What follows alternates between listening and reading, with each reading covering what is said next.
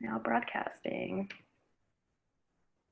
Okay, hello. Welcome everybody. Good afternoon, good morning to everyone joining us for today's webinar on ally acquisition, expanding the reach of climate and health messages.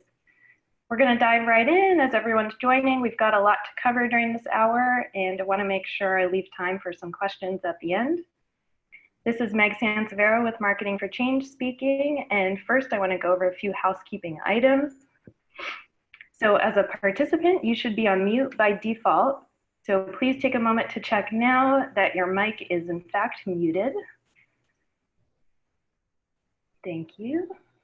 And second, as I said, we're planning for time at the end of the webinar for questions and answers. If you have a question for today's presenter, please type it into the Q&A box at the bottom of your Zoom screen. So there's a box there labeled Q&A. It's actually separate from the chat box, and that's where you want to put any questions you have for the presenter. So we'll do our best to answer as many of those as we can. Great. And lastly, this webinar is being recorded today. So after today, you'll receive a link to the recording in your email, along with a link to a group of handouts that will be made available to everyone who's here live and also everyone who registered but maybe was unable to attend. So today marks the fourth of 6 webinars that we're going to be holding this year as part of the first ever Amplify series. This series is designed to help health officials increase their capacity to effectively communicate the public health impacts of climate change and help communities prepare and respond. It's led by behavior change communication experts at Marketing for Change and also supported through a cooperative agreement with the Centers for Disease Control and Prevention's Climate Health Program. And as always, we want to thank them for making this learning opportunity available, and also to all of the climate ready states and cities grantees and their partners, particularly those that are leading the communications community of practice for helping us bring this to life. And also, the contents of this slide presentation are solely the responsibility of the authors, do not necessarily represent the official views of CDC. Great, so let's dive in. So today's speaker is Sarah Isaac. She's the Director of Strategy and Planning at Marketing for Change. Sarah has actually led our climate and health work with the CDC over the past 3 years. And last month, she led a media training for the Florida Clinicians for Climate Action at the Clio Institute Climate Symposium.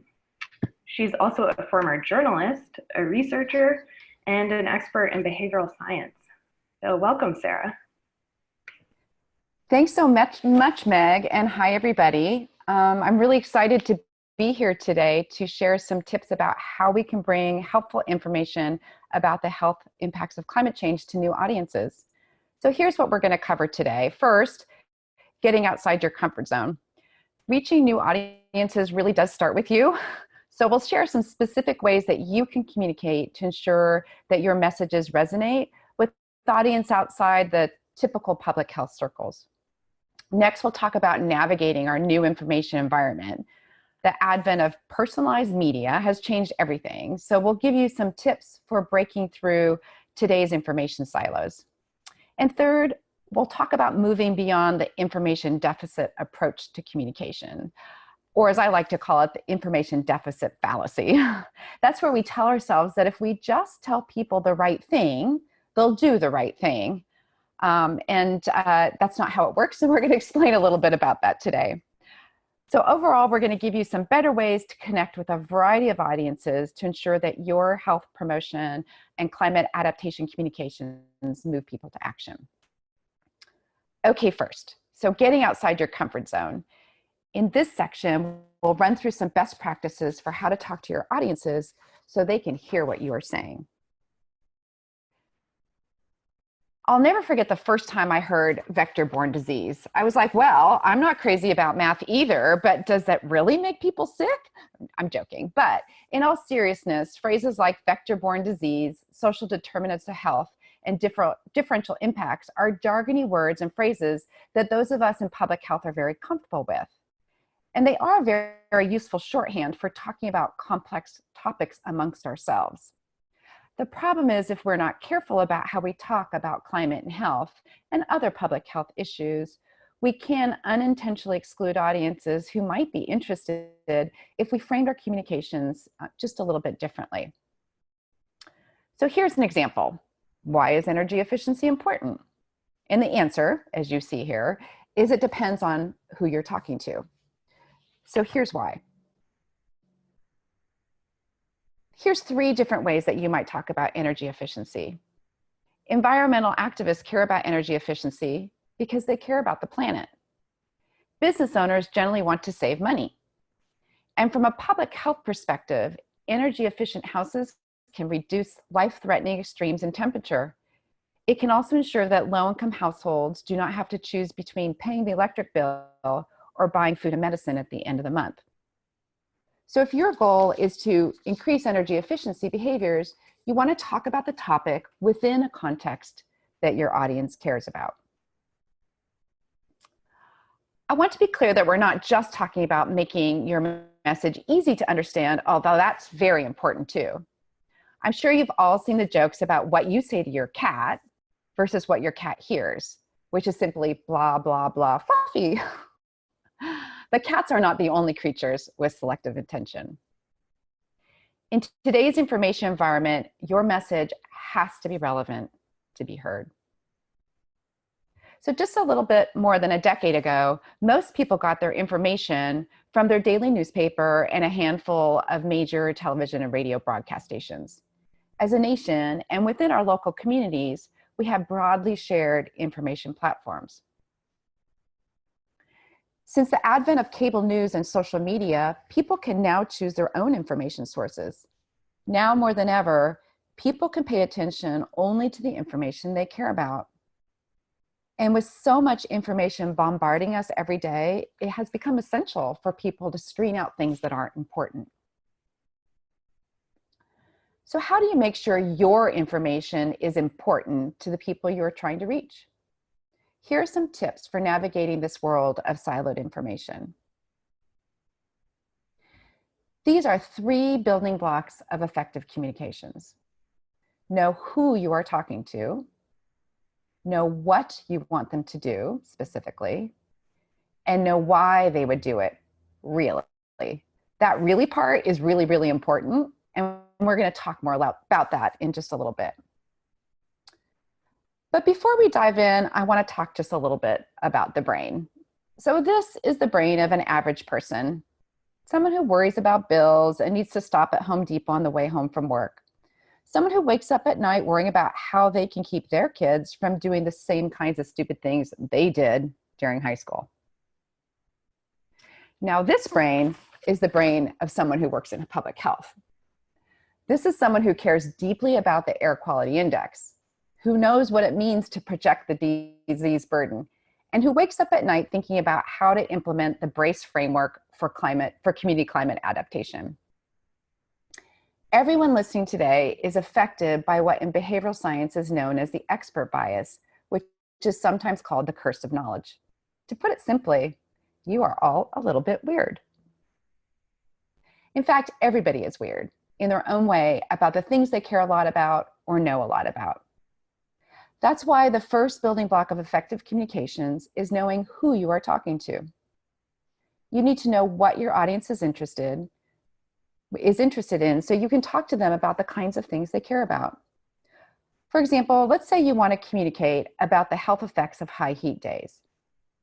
You will want to talk about this topic to your public health colleagues, your local utility, and the general public in very different ways. For people working in public health, for example, a vulnerability assessment is key. Your local utility, on the other hand, might care more about energy demand management. And the general public is more likely to care about how to stay healthy in high heat days as they become more common. The second building block of effective communication is thinking through the behavior you are promoting. What exactly do you want people to do? More and more, behavioral science tells us that awareness is not enough to move people to action. So you'll want to think about the specific behaviors you want to promote.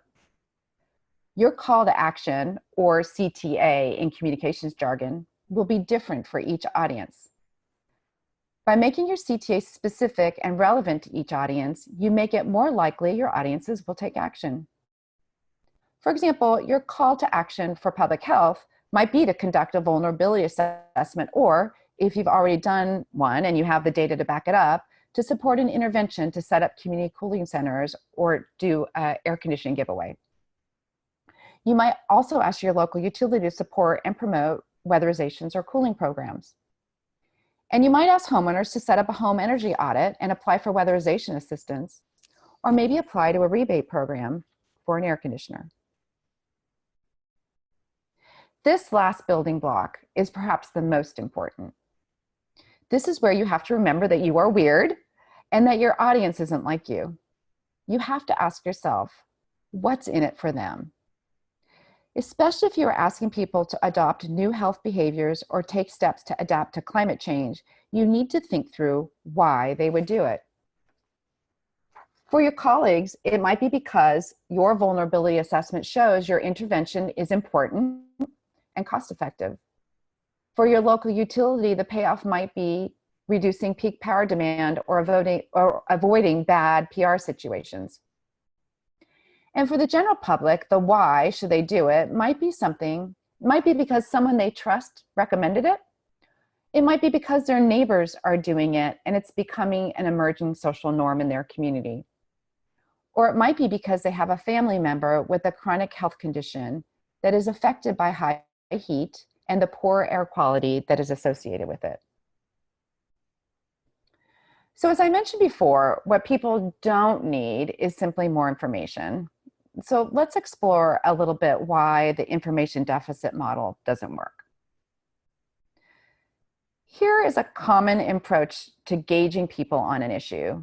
You build awareness of the problem, provide information about the solution, and then persuade people to adopt the solution. Sounds logical, right?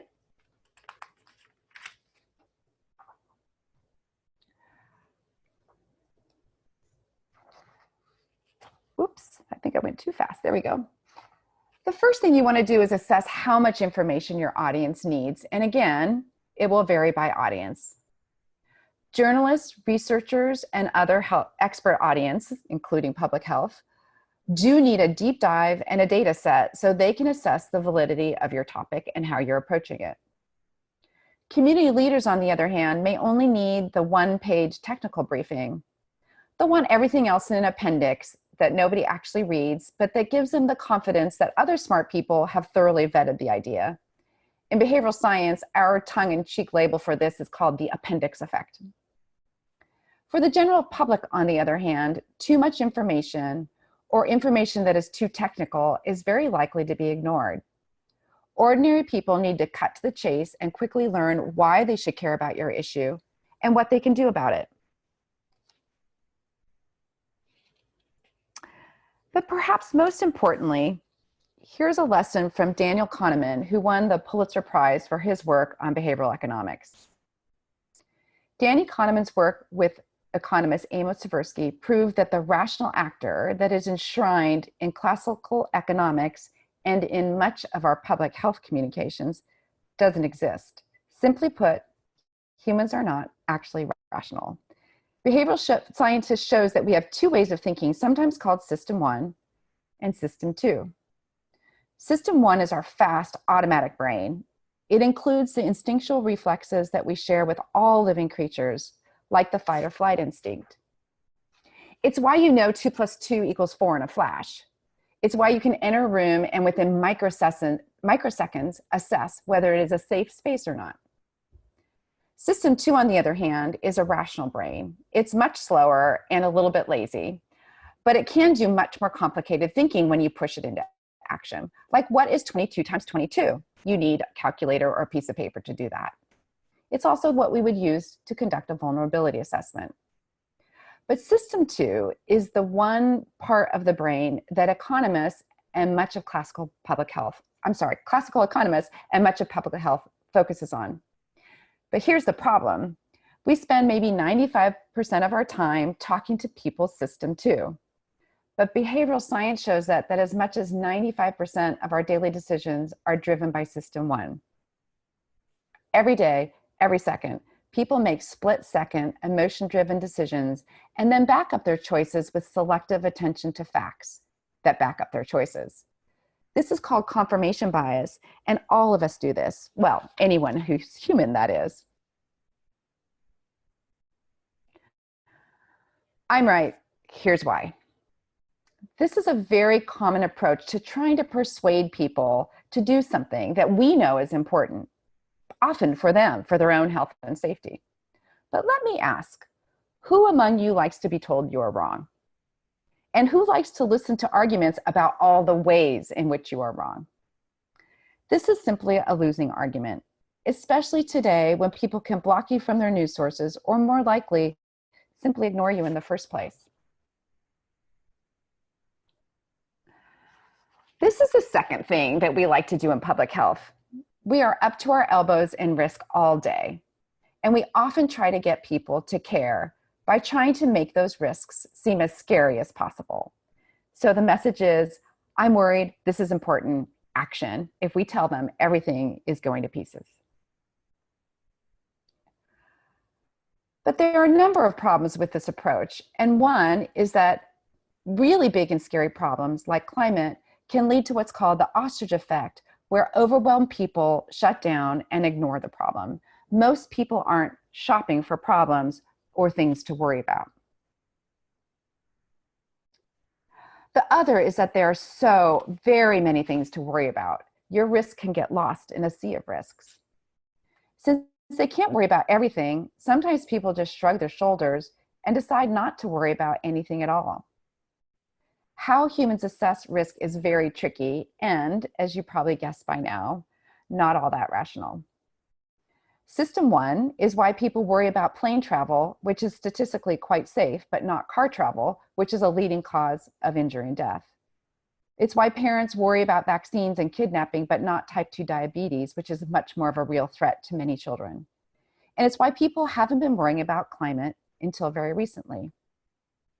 There are a whole bunch of heuristics or common mental shortcuts that bias how humans assess risk. There's actually something called dread risk, like plane crashes, and what behavioral scientists call temporal discounting, which means that we care less about risks that seem far in the future, like the risks of developing chronic diseases or overheating our planet through climate change. So playing up risk in very select circumstances can be important, but often it is something that people have become very practiced at ignoring.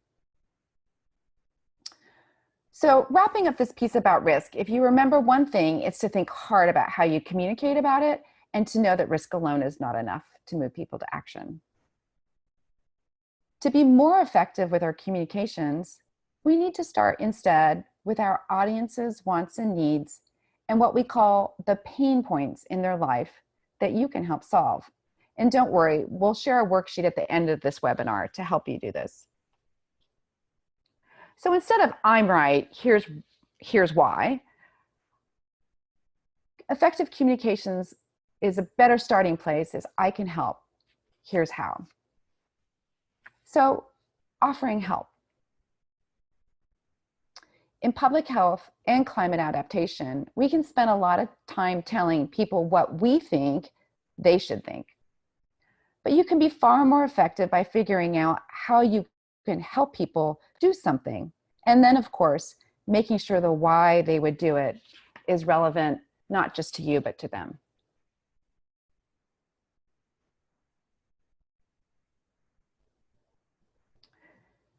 So ally acquisition. Here's what this looks like in action. This is a 20-page booklet on how to fertilize properly, put out by a regional government agency in Florida, where I'm located.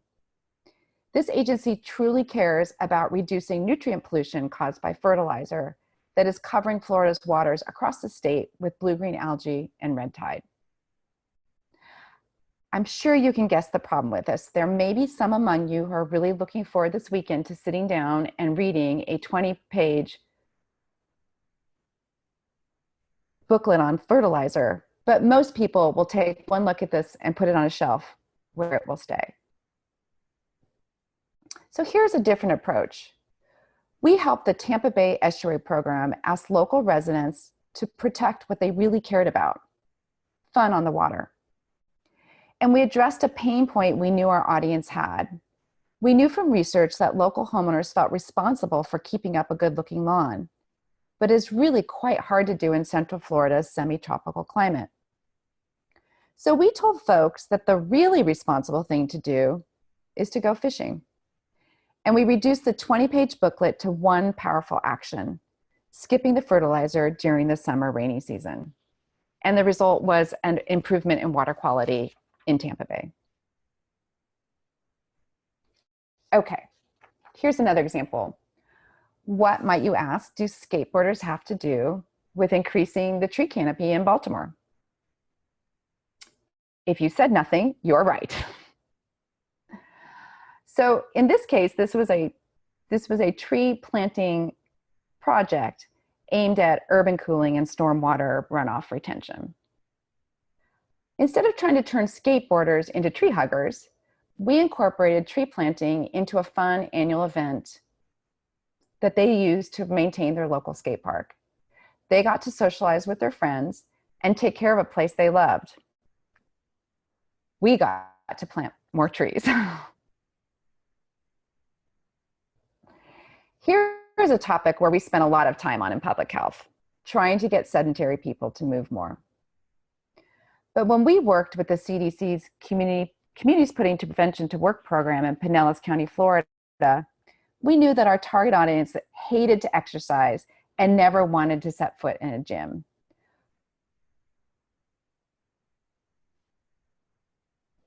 We discovered, however, that they did like being physically active. If you talked to them about exercise, they were immediately going to shut you out. But if you talked to them about being physically active, they were ready to listen. But a big pain point for this audience was they refused to sacrifice leisure time with their family and friends simply for the idea of physical activity or exercise. So we created a web application where they can easily plan fun, physically active outings with the people they love. That website, findthefunnow.com, is still used in Pinellas County 8 years after this particular CPPW media campaign is long over. And then we replicated that approach for another CBDC project in Miami-Dade for their park system. Here's a topic a lot of you are working on: trying to help people understand the local health impacts of climate change. To show how the climate is changing, we often rely on statistics like these, which can be very important, especially the ones like these that are very local and give people something to hang their hat on what is happening right now in my community. But as you can probably guess by now, while these statistics are important, they are not where effective communications usually start.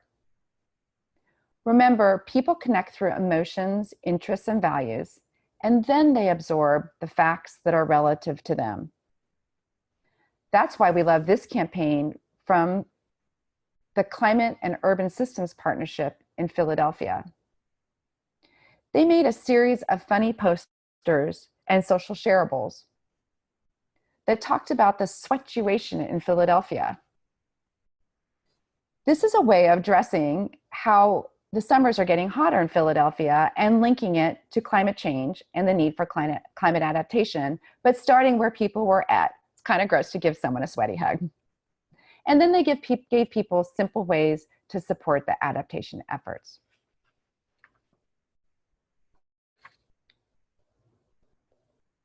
We've created 2 worksheets to help you think through the need states of your audience and what pain points they might have that you can address with health or adaptation behaviors that you are trying to promote. Meg will let you know how to download them when we wrap up. But just to go over them really quickly, a pain point is a specific problem. It can be real or it can be perceived facing your audience. You can use these pain points to position your target behavior as a solution to the pain point. For example, in Find the Fun, the pain point was that people didn't have a way to link physical activity and spending time with friends. And we positioned that as a way that they could do both with our web tool. It's also something that you can develop a solution that leverages your target behavior. For example, the example we had about fertilizer use. Need states are a little different from pain points and can be a little tricky to distinguish between them. But pain points is a specific problem and something really that people want solved, and you can position whatever you're trying to do, whether it is riding a bike to work or some other climate adaptation, you can position it as something that they already are trying to solve. For example, those people who can't find time to put exercise in their schedule, but riding to work, like my boss does every day, a way for them to incorporate that exercise into their daily commute so that they can do both at once. Need states are a little bit bigger. They're things that all of us need. So need states describe the wants and needs that motivate behavioral choices. They can change throughout the day, the week, the season or occasion, and even just the time of day. Like what we need in the morning is very different from what we need in the afternoon when we're tired after a day of work. So when you're thinking about your common need states, you can think through who is your audience, what are their need states, and then how your behavior can be linked to that. So for example, in our tree planting example, planting a tree was about community and belonging and doing something fun with your friends. It was not about, hey, it's important to plant trees. So it was addressing a need state they had to belong to their skateboard community and then incorporating our tree planting behavior within that.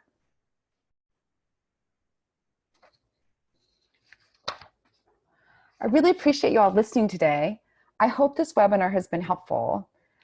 If there's one thing I hope you take away from today about how you can broaden your reach and move outside your typical public health circles only, it's really that the foundation of effective communications is empathy. Not sympathy, not pity. Those are both very different. That's still very much an other. You are an other. I feel sorry for you.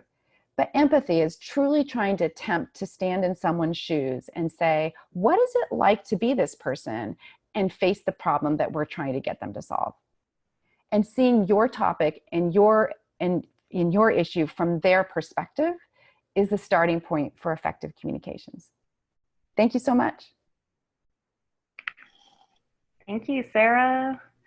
All right, we've got plenty of time for Q&A.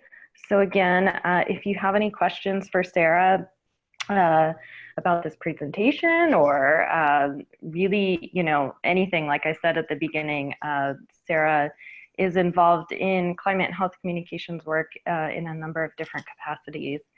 So please chime in. This is your opportunity to have a back and forth and to get your questions answered. Great. And while you're entering those questions, I just want to let you know that my colleague posted a link to the couple of handouts that Sarah just spoke about. So that should link you to Hightail and you'll be able to download those there. So go ahead and save that link, but also remember you'll be getting that in a follow-up email tomorrow as well. Okay.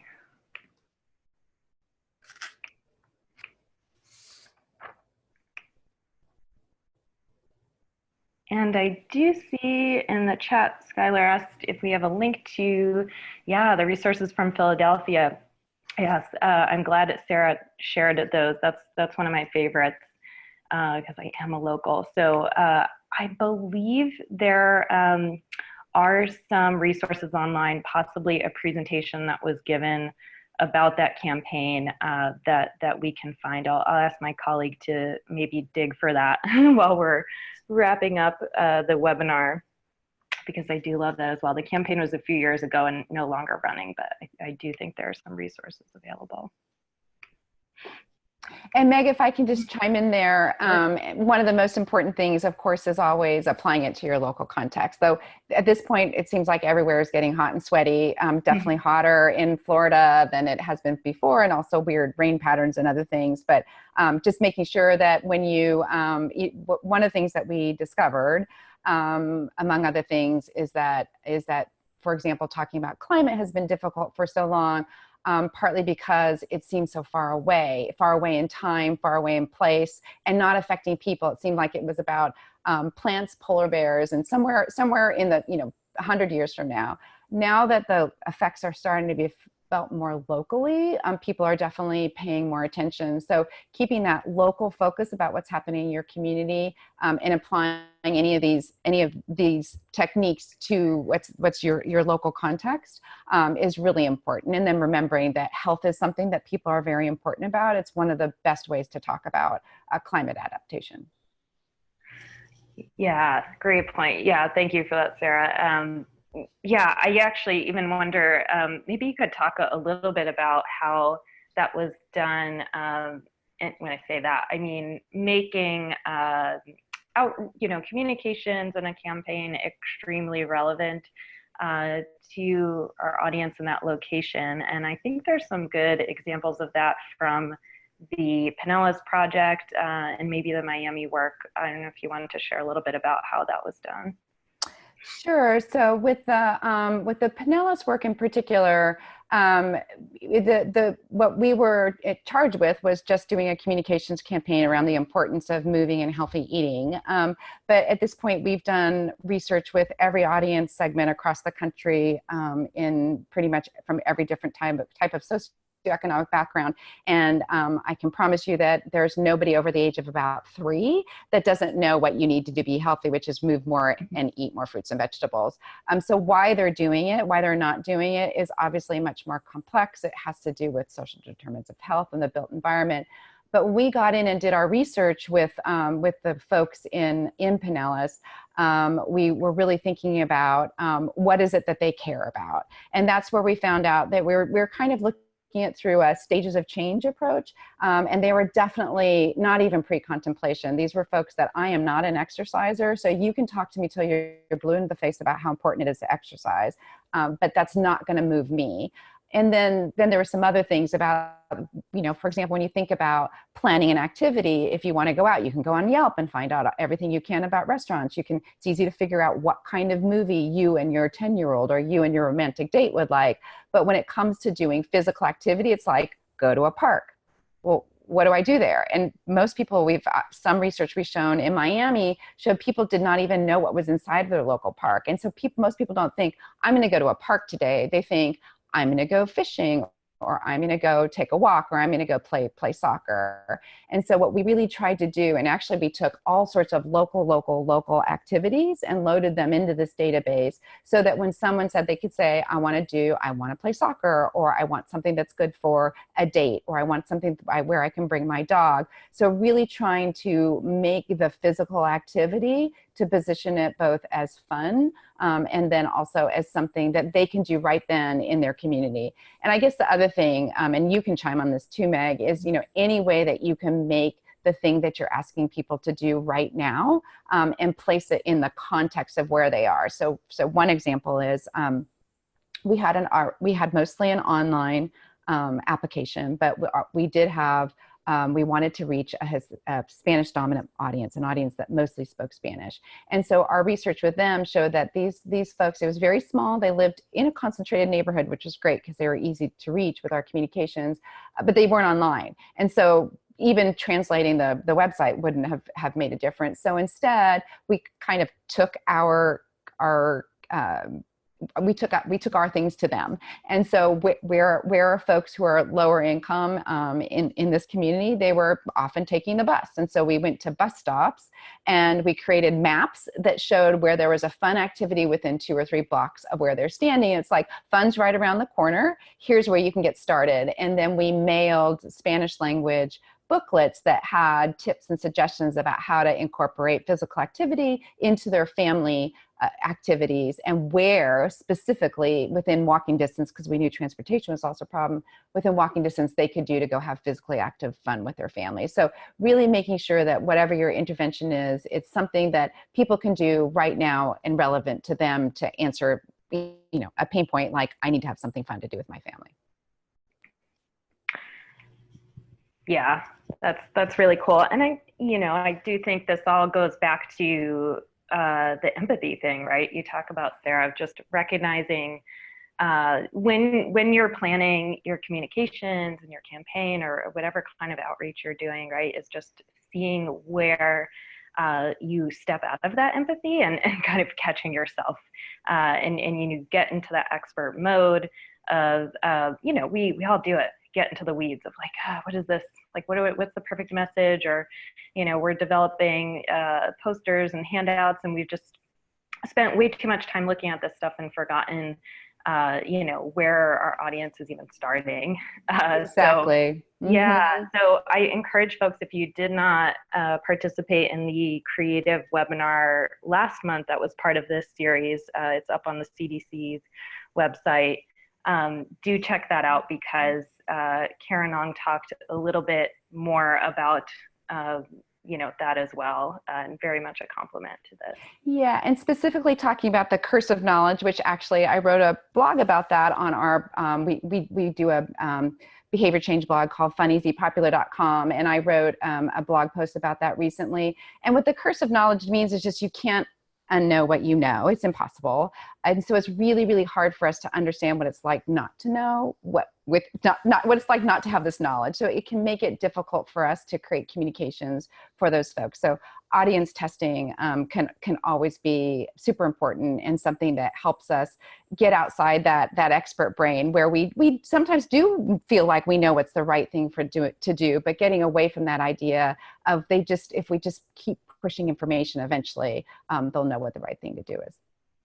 Yep. Oh, and if I want to follow up one more thing on that, Meg, I think there might be a question, but one is that especially if you are working in climate communications and trying to speak with your local media, and actually really with pretty much anything, one thing that's been found over and over is the need for real, concrete, local communications. So, for example, with the Florida Clinicians for Climate Action, one of the things that they have found that has been effective in moving to adaptation forward in their community is finding folks who are actually affected. So a fruit seller in Miami who lives in a rented apartment without air conditioning suffers from chronic diabetes, and because of more high heat days is using more of the asthma medication, but can't afford to refill it faster, and so then is going without, and then that raises the risk of an asthma attack, of course, and then that has ongoing chronic health implications. But for the news media, they need those facts that we have, those statistics like we showed, which is, by the way, that statistic from the Philadelphia thing is from Climate Matters, which is a great resource for finding local data about the climate effects and the way the weather is changing in your community, that they can be really helpful. But they need to start with a story. So a story about someone who's been directly impacted. People respond to stories. And then once they have the story, then they need the facts to back it up. We just tend to start with the facts, and then maybe if we get to it, we get to the story. All right. Yes, so many good resources out there. Great. So I'm going to jump into, there's a couple questions here. I want to make sure we get to them, and I'll go in the order they were asked. The first one is, I work at the California Air Resources Board Climate Change Policy section. We are trying to make a website more accessible. Your talk makes me think our website is completely irrelevant to most people because it is so technical. Do you have any suggestions to adapt your message to a technical/policy website? Yes. So we deal with this all the time. And I do think, I love that you're asking that question. It's really important. And anybody who is in an agency like yours really has to balance this need to share technical information with technical audiences, and the need to help lay people understand it. And those are just, I think it is segmenting out your audiences. So it's really thinking hard, maybe even using some Google Analytics and some other things about who you're trying to talk to.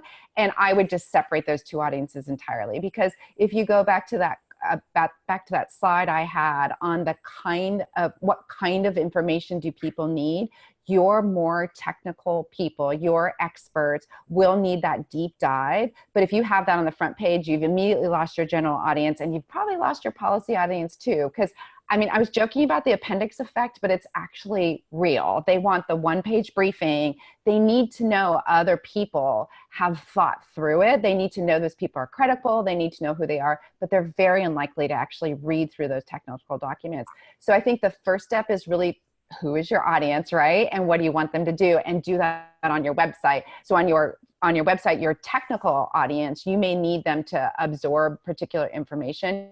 Your policy audience, you need them to know what policies support, and then you need to have the facts to back it up. And your lay audiences, you really need to know, here's why you care as a general public. Here's the education that you might need in order to support this. So I hope that's helpful. But yeah, segmenting out your audience and making sure that they can easily find their way in a click or two to the level of information that's appropriate to them. Yeah, great question, great answer. I'm glad you're looking at this, and yeah, I'll just echo Sarah in that it's just thinking about, you know, who is using that site, who do you want to use that site. It may not be more of a lay audience, and that's okay. And that is okay. Just make sure. And one of my favorite insights, though, again from behavioral science, is two insights. One is that there was I think it was I don't think it was CDC. It might have been an NIH. But anyway, there's a 30-page document on how to ensure that a specific surgical area in hospitals didn't lead to infections. So it's this 30-page, thoroughly vetted, all the information you want to need, and no change. And so one smart doctor finally said, let me turn this into a 5-point checklist. So we're talking about doctors, a very technical, very smart audience, but also a very busy audience. And when they changed that into a 5-step checklist, the rate of infections plummeted to 0. So one of the things to remember is, you know, it's in partly resisting that urge that we have information, so we need to share it. And going back to those 3 building blocks, who are we talking to? What do we want them to do specifically? Like, what do you want them to do online? Not just read stuff. What else do you need them to do? And then why would they do it? And remembering, even for our technical audiences, they're often very busy. And so an example from our, we work with American Academy of Pediatrics in a number of different areas. And we created an oral health toolkit that was actually aimed at low-income mothers to help them understand the importance of oral health care during pregnancy and infancy. And what we found is the doctors loved it too, because it was very simple and it had the very simple steps of what to do. So I like to say, you know, as simple as possible for all audiences. But again, you know, your technical audiences, if it's too simple, it can make, if you don't have the appendix to back it up, you may lose credibility. And so it's weighing all those things at once. Yeah, appreciate that reminder, Sarah. Absolutely. And it's reminding me of work that we did developing some briefings, fact sheets for Congress in the past. And I mean, talk about busy people. They do need pretty technical information, you know, things that, you know, very smart people can digest quickly, but, you know, they need it quickly. They want you to get to the point. And we realized it really couldn't be more than 1 page of information, and it needed to be really visual. So yeah, appreciate that. All right, a couple more questions here. All right, the next one. How do you identify the jumping off point for effective conversation, i.e. need state and pain point, if you don't have much information about the person you are speaking with? For example, when doing general public outreach about climate and health at a public event. Yeah, that's a really good question. One is, you probably know your community. The other is, especially talking about climate, I hope everybody on this call knows about the Yale Center Climate Communications. I don't know the exact name of it, but they do a public, they poll the public. They've been doing it for years, and they show where people stand on their belief that climate change is happening, caused by people happening in my community. And then it also assesses whether they're worried about it or not. And at this point, the majority of Americans believe it's happening. It's happening now. It's happening in their communities. That's a big shift over the last, I'd say 2-3 years, big shift. And so you can look at that. They actually can drill down. I know they can drill down to the county level. They might be able to drill down to the zip code level, but for sure, I can see that in my county, it's 65 plus at this point, which is pretty interesting in Florida. And so one of the things I would talk about, like thinking about the energy efficiency example, one of the problems or one of the issues we've had with climate communications over the past 2-3 years is we ended up getting stuck talking a lot about what it is, like explaining how climate works, what the warming health does. And we got so stuck in the arguments about is it happening or not, that we didn't get into, what's next. And so one of the things you can do, you can look at your own community. I know it's very different, say a rural place in California versus Minnesota versus New York, right? Every place is very, very different. You probably have a sense of your community where you can start. I would be less worried about it than you probably might have been even a year ago. And I would just start with, I wouldn't spend a lot of time there. It's just like climate is affecting health in our community, and here's some steps that lots of different people are taking, and then move right into here's what we need to do to protect public health in our community. Most people support clean water, clean air, and healthy people. And so starting with those and just kind of setting aside all those arguments and moving to the climate adaptation, which often also has other co-benefits. Trying to move off the argument and right on to what it is that you need people to do. And then again, if it's, if you're talking to business people, it's about a green economy, or it could be about clean air, or it's about power demand, that kind of thing. If you're talking to public health people, it's where's the risk the worst and how can we do it. And then if you're talking to general people, public health, the health impacts of climate change is one of the most accessible topics. People care about the health. They care about the people, their loved ones. They understand heat, right? They understand extreme cold, and they understand how these changing weather patterns can have effects on their community. So I guess I would just start right there. Right, and it looks like my colleague posted a link to the climate opinion maps that Yale put out that you mentioned, Sarah. So yeah, that's a great resource. And I think this next question is almost the same, but we'll read it and just make sure you get what you need here. So the question is, where and how do we start the conversation with a more general audience or community members so we can truly get at what those needs, pain points are in relation to climate change? So yeah, I think looking at, similar idea. Yeah, but let me make sure you all know two things. Our team has been working on some very basic climate and health communications materials. They are on the CDC website. Make sure there's a PowerPoint that's modular. You can mix and match it. I would also go to the Climate Matters site and make sure that you have local statistics. So, right, it's one thing if you say air pollution causes so many deaths across the United States. It's another thing if you can say air pollution deaths are going to cause this many deaths in our community. If you can project that disease burden and make it local, that makes people stand up and take action. So talking about those local health impacts, and then again, if you have examples of people you've worked with in your clinics or your communities that are immediately feeling, and just making it about the people in my community and right now, I think that's the jumping off point, is how do you make it local, local, local? And I alluded to this a little bit before, but storytelling is really important. Storytelling in the sense of using real data, real people, but turning it into a story that people can hang their hats on. It's just how the human brain works. We don't tend to remember facts and information as well. We do remember stories, like, for example, I remember that it was a fruit seller in Miami, although I only read that article one time.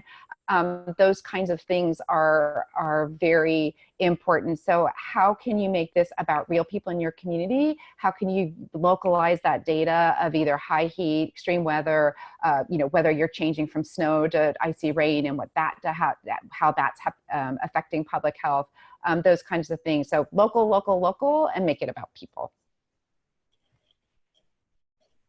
Great, thank you. I'm glad that was asked multiple times.